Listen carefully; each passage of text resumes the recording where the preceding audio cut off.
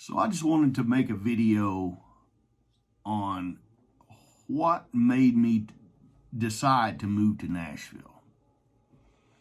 Well, first of all, this is my third time in Nashville. My mother made a record in Nashville when I was 7 years old, and we lived on top of a bar on Broadway called the Turf, and Mom sang there at night, and that was my first taste of Nashville. We ended up moving back home.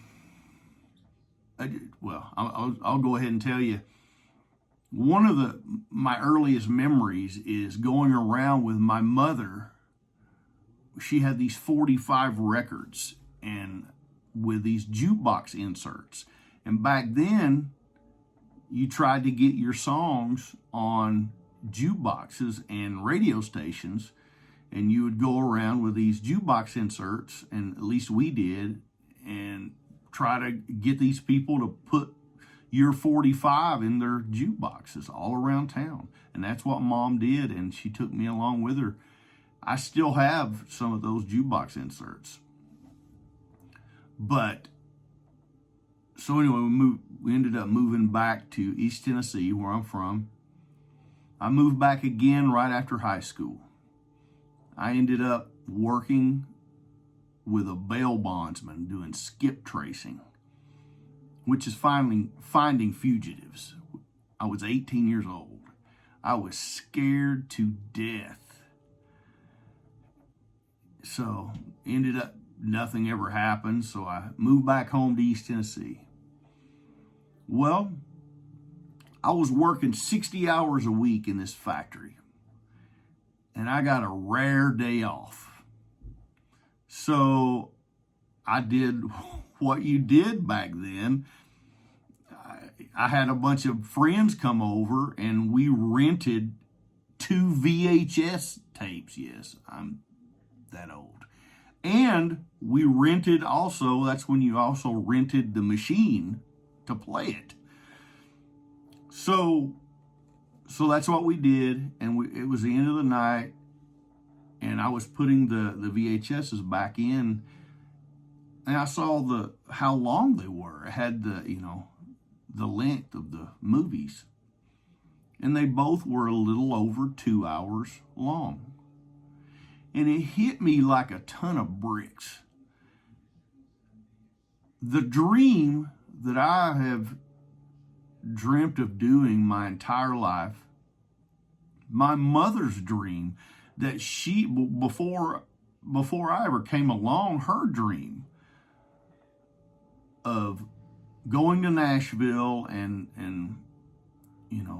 trying to see if I can make it in the music business, was 2 movies away.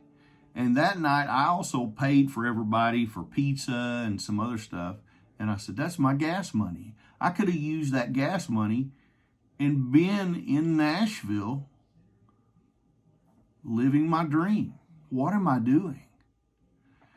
So I started driving back and forth to Nashville every weekend. I did it for 2 years. I ended up entering this song contest that the judges ended up being my first publisher and down the road. But so I ended up I started talking to this publisher because of this song contest. Well, I had moved to Nashville. 2 years later, I moved to Nashville, and I was dead broke.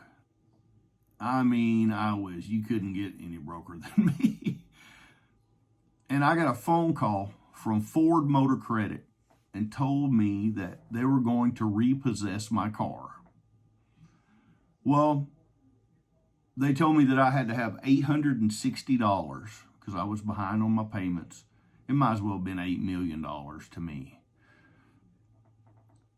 And they told me, they said, you got to have it by next week, or we're going to come and get your car. Well, I was calling everywhere. I called my dad, my mom. They didn't have any money. And I thought, well, I got to go back home. I'm going to have to go back home. And at the time, I used to freeze 29-cent McDonald's hamburgers. I used to buy them 50 at a time. I'd go to a store, a McDonald's, and I would order 50 hamburgers, a large fry, and a Diet Coke. And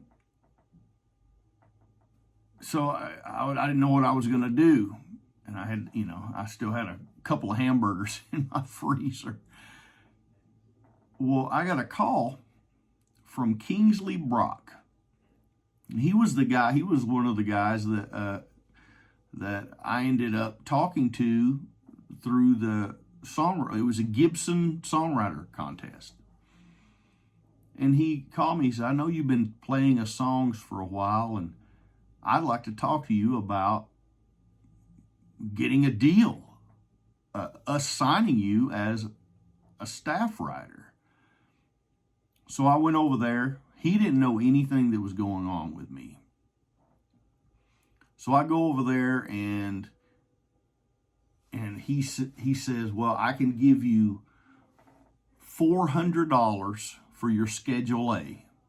Your Schedule A means the songs that you have written before that you're bringing into the deal, which is every song I'd ever written. I'll give you $400 for your Schedule A, and we'll say you started at the first of the month. It was the middle of the month. I can write you a check right now for $900. And it was all I could do to not cry. And so I take that check and I go to Ford Motor Credit, and I Western Union Ford Motor Credit $860. That was on a Tuesday. The next day was Wednesday, when McDonald's had 29-cent hamburgers. I took the rest of that money and I bought 100 hamburgers, a large fry, and a Diet Coke. And I was about 60 pounds heavier then. And when I said I wanted 100 hamburgers, a large fry, and a Diet Coke, and the woman looked right at me and said, do you want that for here or to go?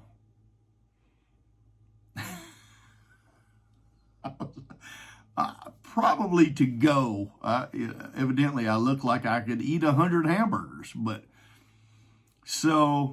And I had that car for a long time after that. But something else like that happened to me. It was, me and my buddy. I was in the my buddy Craig Monday, who one of my best friends to this day. We had an apartment together. I was his. He asked me to move in with him and be roommates. Well, I hadn't got my 401k back from my old job, so I was still so broke. And I come up to him one day and I said, Craig, I don't know how to tell you this. I said, I feel so bad. I feel so terrible to even have to tell you this. But I don't have my rent. I don't have my rent money. The first month that we were roommates. And he looked at me and said, don't feel too bad, because I don't have mine either. So we said, God, what are we going to do? So we lived in Antioch. We took off walking. We said, let's just go take a walk and think this over. Well, we went walking around, probably gone about 2 hours. I come back, him and I come back, and there was something on the door. And he said, what is that? And we pulled it down. Where he had stayed in the same apartment building, they said that for his loyalty for staying in the same apartment building and just moving apartments, they would like to offer us a month's free rent. You can't make that up. You know, all that to say, you might find somebody to work with you in your songwriting that is definitely, you will definitely find somebody better looking than me. You might find somebody that's cheaper to work with than me, but you will never find someone who cares more about the craft of songwriting than I do. And I know where you are right now. I've been there.